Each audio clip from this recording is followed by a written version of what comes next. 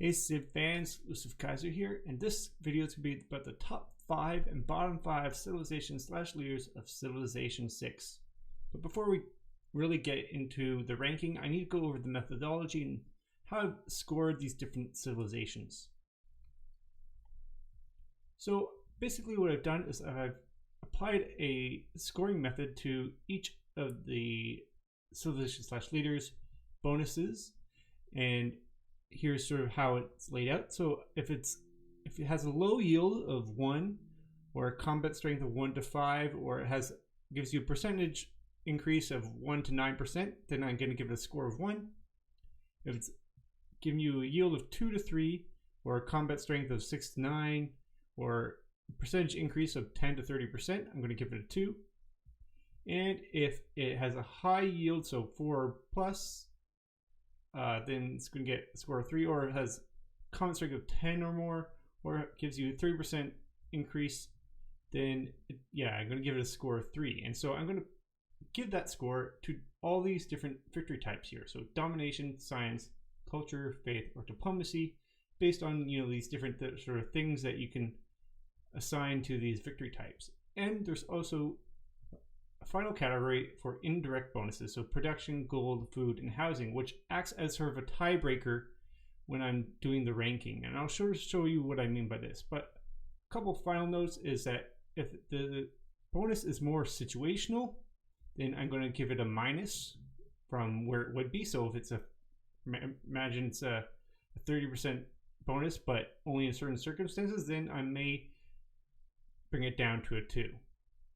And for scout units, I'm going to also apply a -1, so it brings it down. If it has a plus 15%, plus 10 combat strength, then I'm going to pop it down to a score of 2.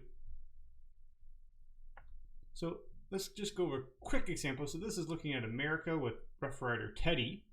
And so this is looking at the Civ bonus. So all diplomatic policy slots in the current government convert to wildcard slots. So that's really good overall. So I would put that into the indirect bonus. So I'm giving that one a score of 2. And then +1 diplomatic favor per turn for each wildcard slot in the current government. So I'm going to give a score of 2 for diplomacy. The leader bonus is +5 strength for all units inside America's home continent. Envoys sent to city-states that America has a trade route with count as 2 envoys. So for the +5 strength, I'm going to give the 1 for domination because it's very sort of situational and it's not a really high combat strength bonus. And then I'll give you 1 for diplomacy for getting the extra envoys, because envoys are good for getting diplomatic favor. And then the unique building, the film studio, which gives you +100% tourism pressure from the city towards other civilizations starting from the modern era. So +100% tourism, that's a big buff. So I'm going to give a 3 for culture. And then there's no second unique building. And then we have the P-51 Mustang, which has base increase of combat strength and range strength of +5, but then it also gets more combat strength, gains +5 against fighter aircraft. So I'm going to give it a 3. Maybe I could bump it down to a 2, but I have it as a 3 here. And then the final thing is the unique unit, the Rough Rider. It gets some combat strength, gets some culture, kills on capital's continent, and +10 combat strength when fighting on hills. So for this one, again, I give it a 2 because it's sort of situational. Fighting on hills is very situational. You're not going to always be fighting on hills, but it's definitely helpful. And then give 1 for culture there. So in total for this America Civ, I'm giving it a total score of 6 for domination, 4 for culture, 3 for diplomacy, and 2 for indirect. Now onto the actual ranking methodology. So now that I have all these scores, how do I rank a Civ? So let's look at domination for example. I would rank by the domination scores I have applied to all the Civs. And then if there's a tie between 2 Civs, so say 2 Civs have the same domination score, I'll use that indirect score, that indirect bonus, as a tiebreaker. If it's still tied, I compare by the second highest category for each Civ or /leader. So if say they're both tied for domination, then tied for indirect. Then maybe look at something like science or culture or something like that. And if it's still tied, I'd go by the third highest category for each civ or leader. And for overall, when I'm looking at the overall ranking of all the civs in total, looking at sort of on average which one's the best, I'm looking at the average of the civilization/leaders best 3 categories. So that's how I'm going to be doing it. So if you have any problems with why a certain civ is ranking rather high or rather low, take it up with the system that I put through, but just try and bear with me. So again, another example of ranking. So here we have Civ A with high domination score, so no one else is tying it, so it's going to be first in domination. And now if we're looking at who's in second, we look at Civ B and Civ C. They both have 6. So we go on and look at their indirect bonus. So Civ B has an indirect bonus of 3, and Civ C has an indirect score of 1. So we're going to allow B to be second place here, and C will be in third place. Then we look at D and E civs. They both have the same domination score, so we look at the indirect score. Oh, they're both tied again. So then we look at the next score. Oh, they're both tied for their second highest category, so 3 for science and 3 for culture there. And then so we go to the last one. Okay, D is higher in culture and E is a little lower in science, so we're going to give D the 4th place there. So now let's look at the top 5 domination civs / leaders. Starting in 5th place, we have Norway. And then we have the Zulu. Then we have the Ottomans. Then we have English with Victoria.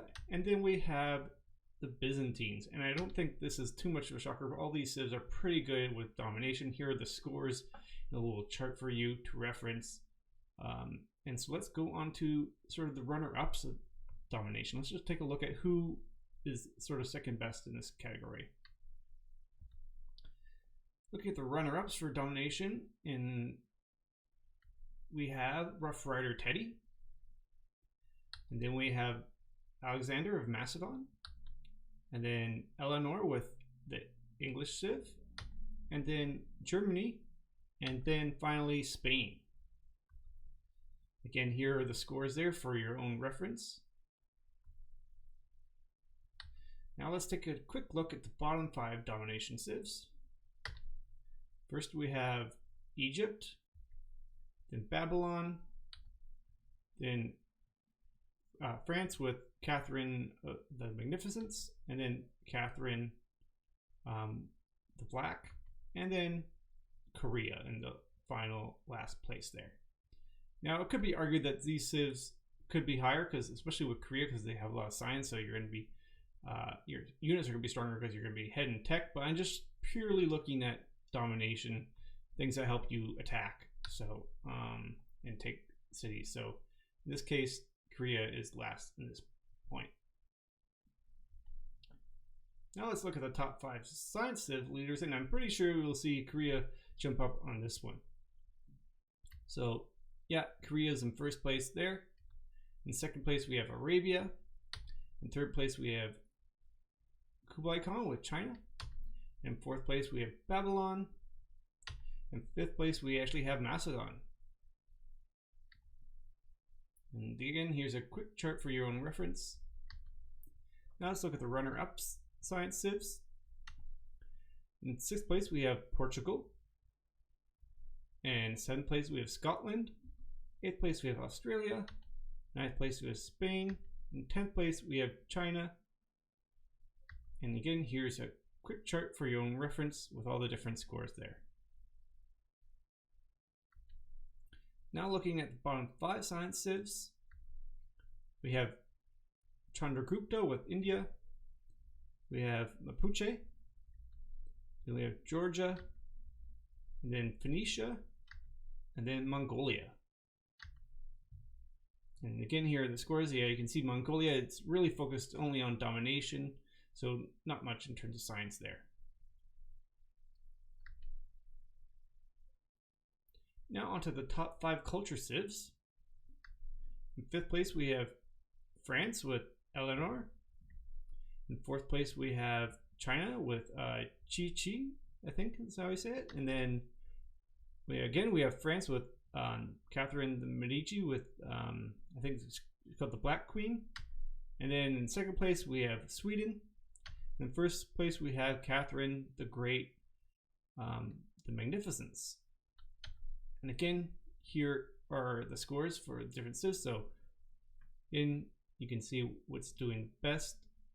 And again, it seems like France has done really well in this category. So let's take a look at the runner-ups. In 6th place, we have China again, but with Kublai Khan. In 7th place, we have America with Bull Moose Teddy. In 8th place, we have Greece with Pericles. In 9th place, we have Egypt. In 10th place, we have Canada. Again, here are some of the scores here. Now looking at the bottom 5 culture civs, we have India with Gandhi, then India with Chandragupta, then Norway, then Phoenicia, in final place Mongolia. Again, I think I sort of alluded to this before. Mongolia is only focused on domination. It doesn't really have much for anything else, and Phoenicia doesn't really have a whole lot of great bonuses in my opinion. But let's go on to the next category. Looking at the top 5 faith civs. In 5th place we have Arabia. In 4th place we have Georgia. In 3rd place we have Gandhi for India. In 2nd place we have Spain. In 1st place we have Khmer. And here's a quick chart of all the different scores. I should note at this point that all these civs have been updated since the latest patch, so that's why maybe some of these civs are a lot higher than you might have thought they would be, because I've updated and made sure all the information is up to date. Now onto the runner-up faith civs. In 6th place we have Mali. In 7th place we have Ethiopia. 8th place we have Indonesia. In 9th place we have Byzantium. In 10th place we have Russia. Again, here's a quick chart showing you the different scores for all the different civs there. Now onto the bottom 5 faith civs. We have Korea, Phoenicia, Macedon, Mongolia, and of course Congo, because Congo can't win the religious victory because they can't found their own religion. That's why I gave them a -1 in one of their categories, just to keep them in last place there. Now onto the top 5 diplomacy civs. In 5th place we have America with Bull Moose Teddy. In 4th place we have Hungary. In 3rd place we have Egypt. In 2nd place we have America with Rough Rider Teddy. And in 1st place is Canada. I don't think any of these are too surprising. Definitely Canada and America are very good diplomacy civs. Again, here's a chart with all the different scores there. Now let's look at the runner-up for diplomacy. Now this one might be a little janky because there aren't a ton of civs that are geared towards diplomacy, so let's just take a look at and see. So first off we have Greece with Pericles. So I think Greece should be on this list for sure, because Greece gets some stuff with envoys. And then Greece with Gorgo. And then Sweden, yes, Sweden's good for diplomacy as well. And then Babylon's kind of a niche one. It does get some stuff for envoys. And then finally, Samaria. Yeah, they do get some alliance points and stuff like that. So yeah, overall, here's all the scores for these different civs. Now onto the bottom 5 diplomacy civs. We have Phoenicia, Macedon, Arabia, Mongolia, and then Ethiopia. Again, here are the different scores there.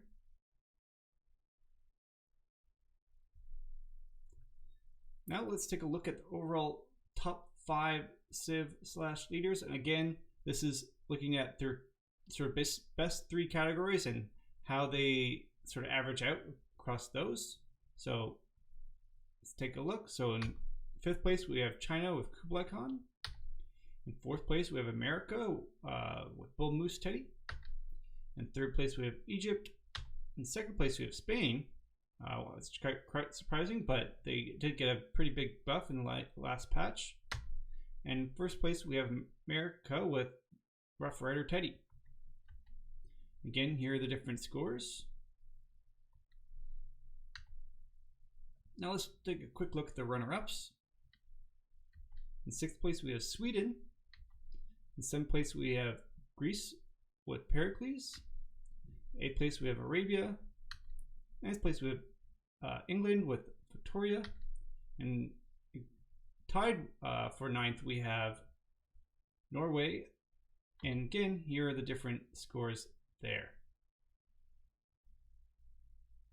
Now let's just take a quick look at the overall bottom 5 civs / leaders.